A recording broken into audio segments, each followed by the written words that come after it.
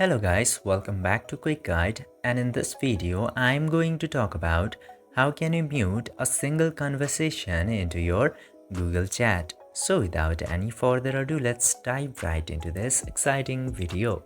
Now, in order to perform that action, you just simply have to open your Google Chat. And after opening Google Chat, you can see all of your chats into this home page. If you see the chat which you would like to mute, just simply select that chat. In order to select, simply tap into that chat for a while and then this mute option will appear. Tap to that mute option and after that your chat will successfully be muted. This way you can very easily mute any of the chat that you have into your Google Chat. I hope this video was helpful for you.